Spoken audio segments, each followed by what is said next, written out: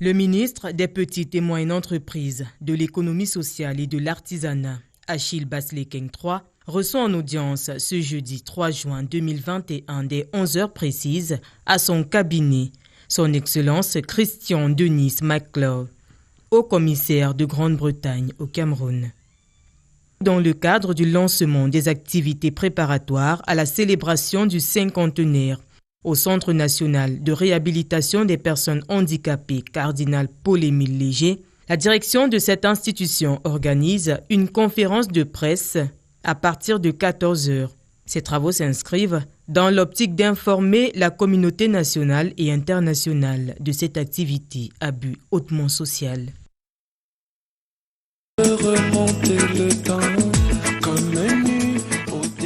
Salut à tous, merci de nous regarder. Dans le cadre de l'invité aujourd'hui, nous avons quelqu'un d'assez joyeux qui s'appelle Yannick Noah. Il est avec nous cet après-midi. Yannick, téléphone! Je suis pas là!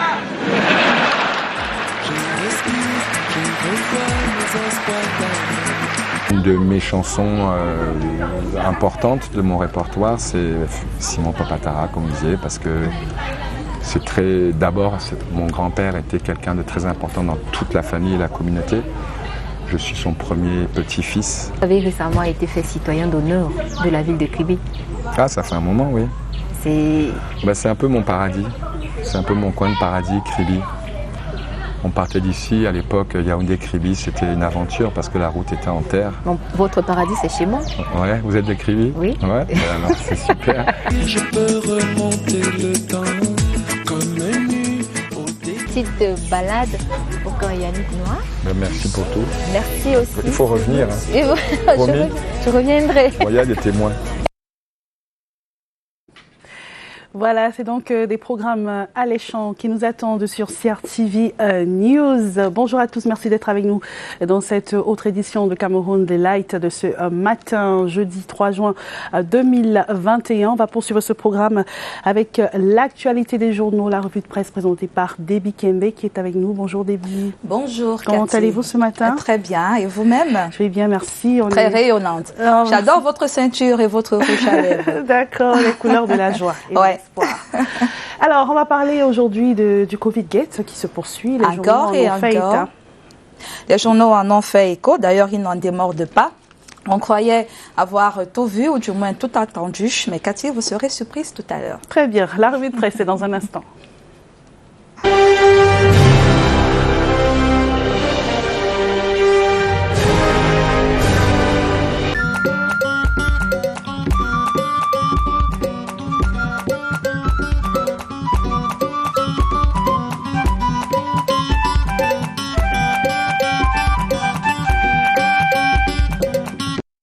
Grand salut à tous, j'espère que vous allez bien ce matin. Soyez les bienvenus à Tabloïd sur la CRTV. Nous sommes jeudi 3 juin 2021.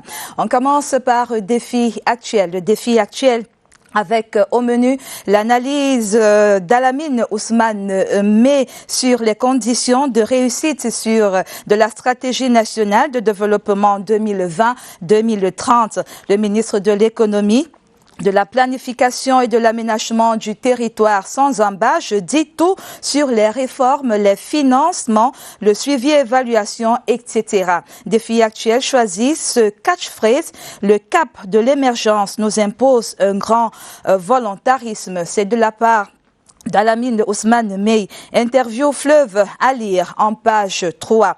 Interview qui nous emmène dans l'océan à Kribi ce matin, avec le journal Le Quotidien. Le Quotidien invite donc à découvrir une tanière pour le maître des animaux et de la forêt. Loin d'être le titre d'un opus, c'est le repère que disposent désormais les services déconcentrés du ministère des Forêts et de la Faune. Le Quotidien qui était sur place donc à Kribi parle d'un bâtiment futuriste et mirifique, R+1, et peut-être même R+2, pourquoi pas, avec cette main verte du MINFOF. Le Quotidien fait écho du maïs de Jules Doré Ndongo qui inonde les marchés de l'océan et même au-delà de l'océan dans la métropole de Douala et de Yaoundé. Ces récoltes abondantes sont les résultats des 5 tonnes de semences de maïs jaune traité très haute productivité qu'a offert Jules Doré Ndongo en sa qualité de président de l'Association pour le développement de l'océan, en abrégé ADO. Une révolution agricole du président Paul Biya signe le quotidien. Un autre vent en poupe, c'est avec Réalité Plus de Paul Guaré Kinji ce matin qui met en lumière les actions d'éclat menée à la gendarmerie nationale par le secrétaire d'État Galax Landry Etoga. Réalité Plus parle de travail remarquable sous silence depuis 3 ans. Infrastructure, matériel de travail, propriété physique et morale du gendarme, travail en équipe et lutte intense contre les fléaux. Galax Landry Etoga fait feu de tout bois pour que rayonne la gendarmerie nationale. Paul Guaré Kinzi qui a fait un tour également du côté de l'office du bac. Là-bas, tout est prêt et gare aux fraudeurs. Mais les examens officiels n'intéressent pas que Réalité Plus. Ils intéressent également la revue du Patriote ce matin. Dans ces colonnes donc, le nombre de candidats, 446 825 régulièrement inscrits, les calendriers complets ainsi que l'ordre de passage des examens. Les armes s'affûtent donc à l'office du baccalauréat du Cameroun. Dans cette parution, la revue du Patriote ouvre une fenêtre sur la justice et le calvaire des huissiers de justice stagiaires qui broient du noir au Cameroun. Plusieurs d'entre eux, dit le journal, sont en attente de charge depuis une vingtaine d'années. Et nous voici dans le feuilleton Covid Gate. La presse donc n'en démord pas. Éco-santé pour le Covid Gate ce matin du côté du ministère Santé parle donc des jeunes cadres jetés en pâture. En vitrine, ces 3 jeunes dont vous voyez en tout cas choisis par Joseph Mbengboum ce matin. Les auditions se poursuivent, dit le journal, au tribunal criminel spécial, mais eux sont déjà envoyés en prison par une certaine opinion. Alors, qui sont-ils? Quel rôle jouent-ils dans le Covid Gate, du moins du côté du ministère de la Santé? C'est à lire dans les colonnes de Éco-Santé. On croyait déjà avoir tout vu, ou du moins tout entendu sur ce feuilleton à rebondissement que non. Telegram News révèle ce matin que des ordinateurs ont été emportés et des véhicules vandalisés du côté du Consup. Des coups de vol de pièces essentielles contenant des éléments accablants, des fossoyeurs de la République qui veulent brouiller toutes les pistes. Le Covid Gate chauffe et va donc dans tous les sens. Du moins, la nation d'Afrique parle d'un variant à déceler. Le journal propose une analyse du rapport de la Chambre des comptes de la Cour suprême en circulation dans les réseaux sociaux afin d'en démêler les chevaux. Et entre-temps, le billet hebdomadaire, toujours sur le Covid Gate, le billet hebdomadaire L'Essentiel, constate que l'opinion condamne plus vite que le TCS. Elle fait ses propres analyses de l'opinion à partir des informations vraies ou fausses qu'elle tire en tout cas sur les réseaux sociaux. Et on va rester sur la toile avec Cameroun Tribune.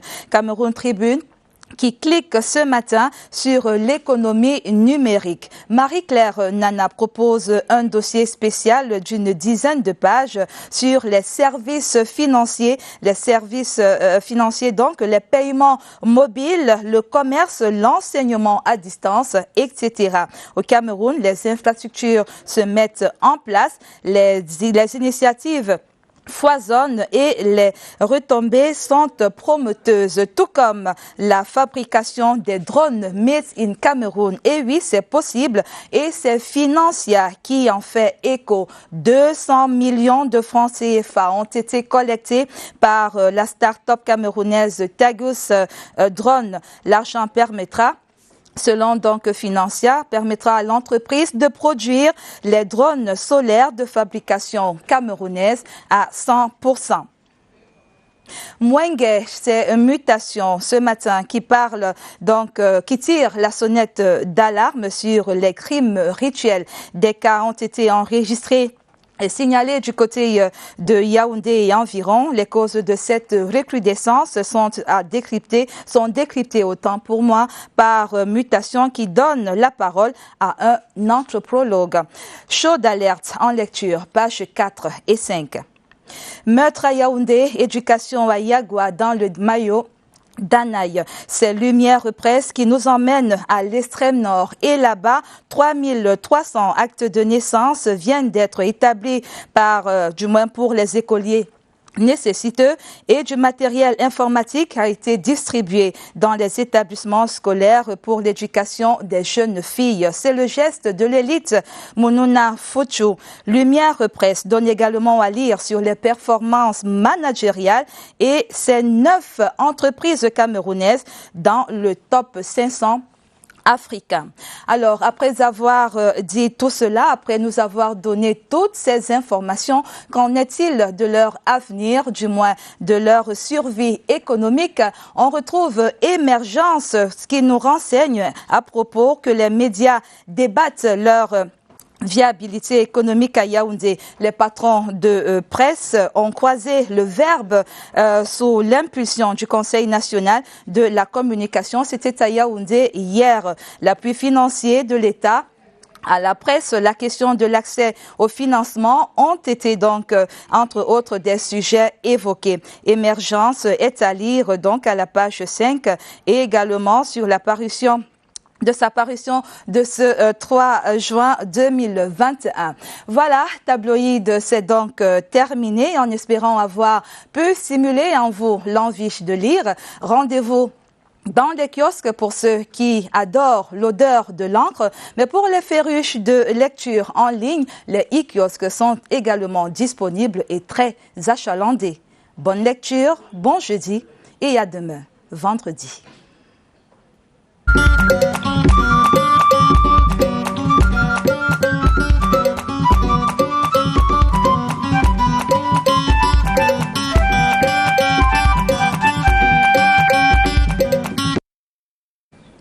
Merci beaucoup, Debbie Kembe, qui était là pour la revue de presse. On va parler d'économie dans quelques instants, mais tout d'abord, on revient sur cette visite du ministre de la Santé publique dans la région de l'Ouest Cameroun, le docteur Manaouda Malachi, qui a eu le temps de visiter les infrastructures hospitalières de cette région, principalement l'hôpital régional de Bafoussam, où il a dit évidemment toute sa satisfaction au personnel médical dans le cadre de la prise en charge des personnes touchées par le Covid-19. Il a appelé cette population de la région de l'Ouest à se faire vacciner considérablement pour faire reculer la pandémie. En ce qui concerne la vaccination, justement, on a suivi hier le représentant résident de l'Organisation mondiale de la santé, puisque cette instance accompagne le Cameroun dans cette vaste campagne de vaccination qui a été lancée il y a un peu plus de 3 semaines, principalement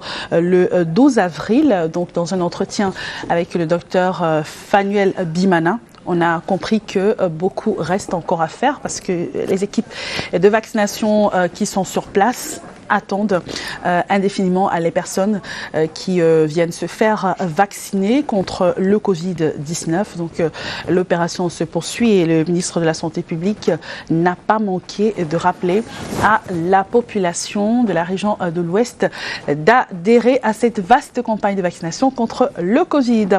Il est avec nous, Ewane Epole, pour parler d'économie dans cette édition de Cameroun Delight. Bonjour Ewane Epole.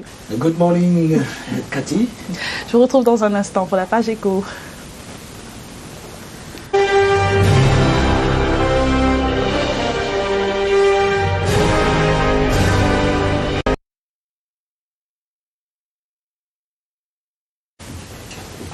Alors on va commencer tout de suite par l'actualité en bref. Yeah, good morning, Cathy. Our televiewers, it's always a pleasure meeting you or joining you every Thursday morning.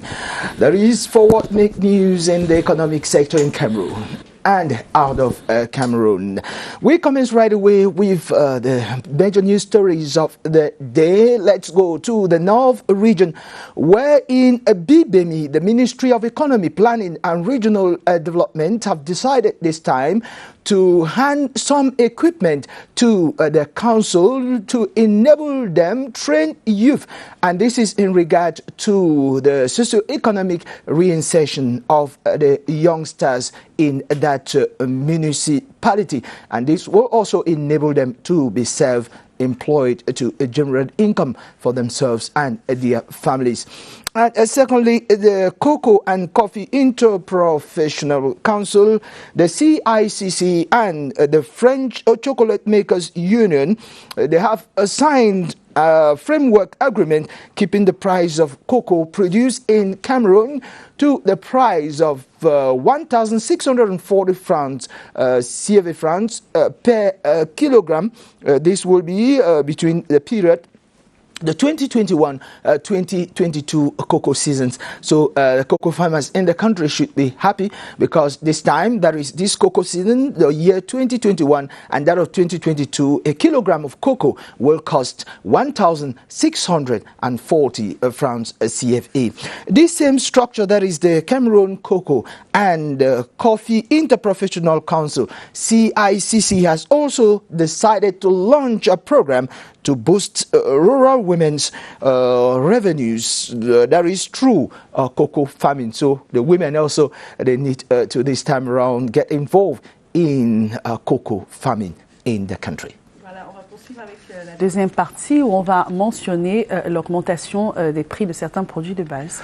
Exactly this time around, in regard to what is really making news this time around, is the increase of prices in the markets. All commodities and even construction materials, or you can call them building materials. So let's commence first with basic commodities in the market. Cynthia Saptala visited some of the markets in Yaoundé and now presents to us the situation of prices that are increasing by the day.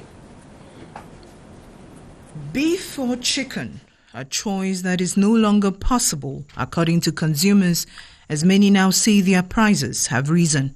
From 2,400 francs a kilo of beef without bone to now 2,800 francs, many households would have easily made the switch to chicken, which now sells from 6,000 francs to 8,000 francs and more. Faced with the current situation, official sources at the Livestock Development Corporation, SODEPA, say the prices at the slaughterhouses are unchanged. All the stakeholders in the meat business, we agreed to keep the level of the price that we had 2 years ago. And from SODEPA, we have not increased the cost of service we are giving to those butchers. However, butchers say the hikes in prices are as a result of the importation of cow, which has been affected by security challenges. As plausible solution, they suggest an increase in local rearing.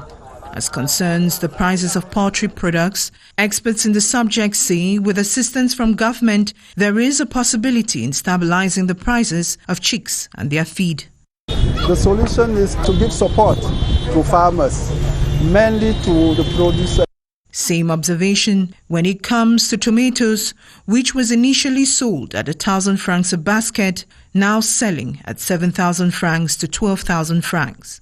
Though households continue to bear the weight of it all, official sources reassure that they are looking into solutions and urge consumers to be patient. Cost of building material in Cameroon also goes on a steady climb on the markets, with consumers and business persons, in particular economic operators, crying foul. Cement, iron rods and ties are some of the construction materials that have experienced significant rates of price increase. We especially face difficulties with cement, which has increased in price in the market. we go from 4,350 to 4,900.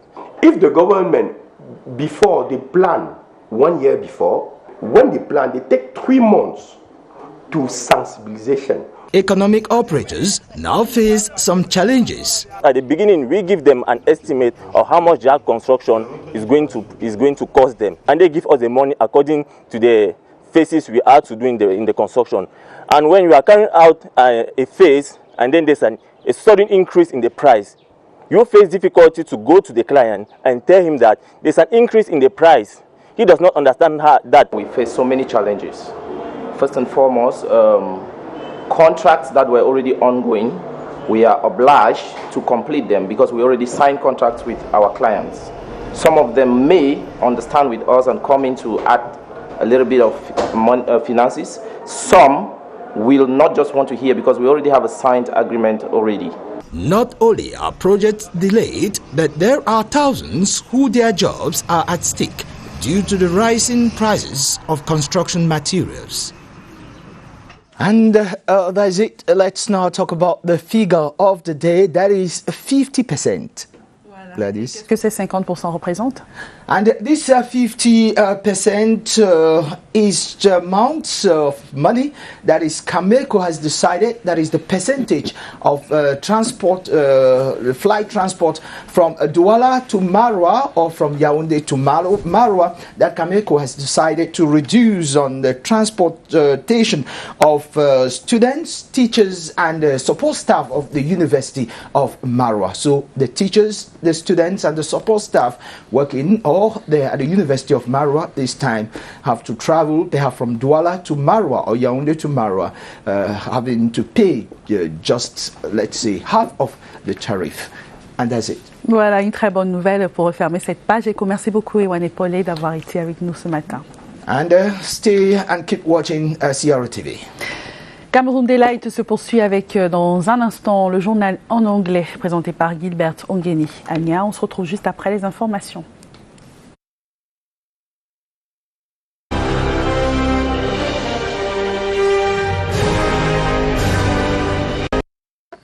Merci beaucoup, Séverin Aléga Mbélé, qui est revenu sur le récent sommet de Paris pour la relance post-Covid-19 sur l'économie africaine. On est revenu sur les orientations stratégiques de cette grande rencontre qui s'est tenue en présence du président français Emmanuel Macron, qui annonce que toutes ces réformes passeront par l'accompagnement du financement public et pour faire de cette situation une chance pour l'Afrique et résoudre les problèmes qui existaient déjà, mais qu'on laisse généralement passer simplement.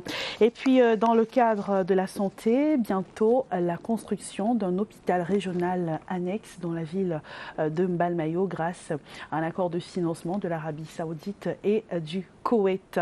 Et puis, les États-Unis qui soutiennent le Cameroun dans la lutte contre le paludisme et le sida à travers un financement de près de 45 milliards de dollars. On va poursuivre cette édition en parlant de l'actualité de nos quotidiens. Ce matin, Rita Macan est avec nous. Bonjour Rita. Good morning Cathy. Et on va revenir sur l'Assemblée régionale du Nord-Ouest qui a posé les problèmes de l'emploi jeune. Effectively, Cathy, yesterday the first ever regional council assembly of the Northwest region was held, and a number of preoccupations were put forward by councillors who finally did not have the same argument on what has to be done before voting the budget. These and other interesting stories on today's edition of Tabloids. Stay tuned just after this quick transition.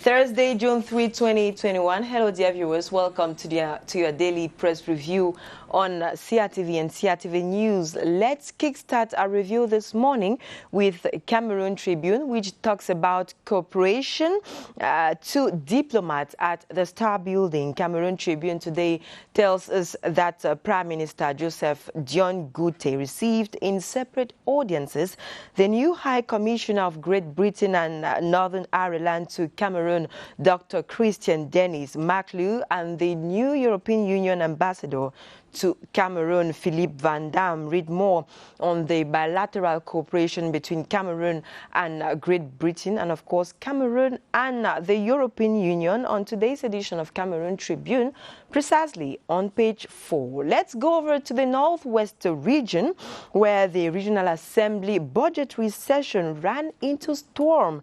According to the Guardian Post newspaper, the maiden edition, the maiden budgetary session of the Northwest Regional Assembly, which has been staged at the region's capital, Bamenda, ran into a storm yesterday. The ugly scene showed its head when some of the regional councillors put forward tough conditions to be fulfilled before they could vote the budget. The Guardian Post further says after serious debate, deliberations virtually came to a standstill when the defiant councillors stood their grounds, insisting that some conditions must be met before the budget is voted.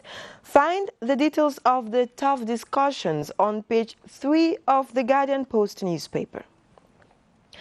National Gendarmerie, brilliant actions of the Secretary of State, Galax Landry Etoga, is the headline of today's edition of Réalité Plus newspaper. According to the paper, the Secretary of State in charge of the National Gendarmerie has been working on the silence and efficiently since 3 years now. Galax Etoga launched a number of works and innovations that are well appreciated by gendarmes. Réalité Plus indicate that infrastructure, working material, physical and moral cleanliness, teamwork and fight against ills are some of the brilliant actions carried out by Galax Landry Etoga to promote the National Gendarmerie.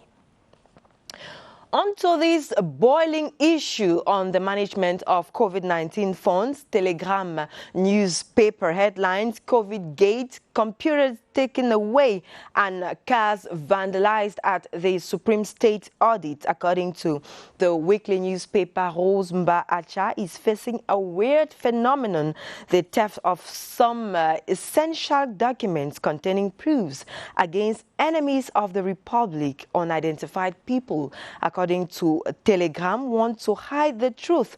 Catch the investigation on today's edition of Telegram on page 3.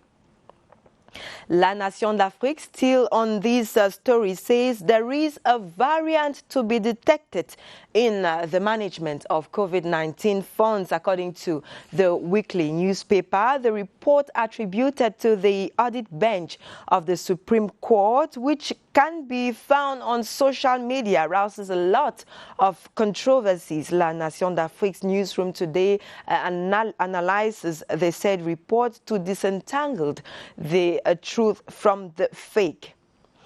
COVID Gate, Ministry of Public Health, EcoSanté spotlight the young public agents who have been thrown into the pasture at a time when hearings continue at the Special Criminal Court. A certain public opinion are already seeing these young workers in prison, whereas they are not subjected to legal proceedings. The Minister of Communication, René Emmanuel Sadi, spokesperson of the government on its part, called on all, including the media, to respect the presumption of innocence. In other news, Emergence today looks at how the media debate on their economic viability. According to the daily newspaper Emergence, possible solutions to the viability of private media are being examined in Yaoundé. This was at the center of discussions during a press dinner organized yesterday by the National Communication Council, chaired by the institution's chairperson, Peter Esoka. Le Financier d'Afrique this Thursday got interest on treasury bonds and says Gabon wants to mobilize the sum of 175 billion CFA francs in the CEMAC zone. These funds will help to support the different aspects of the post-COVID-19 economic recovery and also the payment of the country's internal debt, according to Gabon's Minister of the Economy, Nicole Janine Robodi.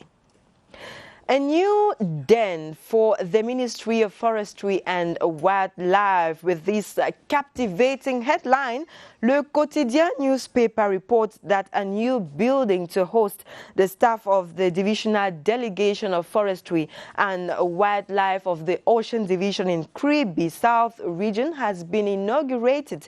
The building, recently presented to the Senior Divisional Officer Nuhu Bello, according to Le Quotidien newspaper, is a symbol of the great ambition and the great achievement of President Paul Biya. In culture, L'Economie newspaper zooms on the Mother of Humanity, this monument that will be constructed in the country with a particular look at the prerequisites on the effectiveness of the effective start of construction works. According to L'Economie newspaper, the site dedicated to construct the monument Mother of Humanity has been recently identified. In an interview, the president of ArcGEMES Africa, Christophe Ava, looks at the remaining steps which have to be taken in order to definitely have our monument, which is the monument of the Mother of Humanity. Let's end our review this morning in education. La Revue du Patriote Hebdo headlines: 2021 official examinations. L'Office du Baccalauréat, or the Baccalaureate Board, sharpens its tools. According to Le Patriote newspaper, over 4,825 candidates regularly registered will take the examination this year. The paper today publishes the calendar of different examinations on page 3. Ladies and gentlemen, that is what is making headline news today, Thursday. Hope you grab a copy or two of the newspapers in the nearby kiosks. Meantime, you have to, you know that you are playing a vital role in the economic viability of the private media. So it's important to have a copy or to buy a copy or two of the newspapers. Meantime, do have a beautiful day in the company of our programs.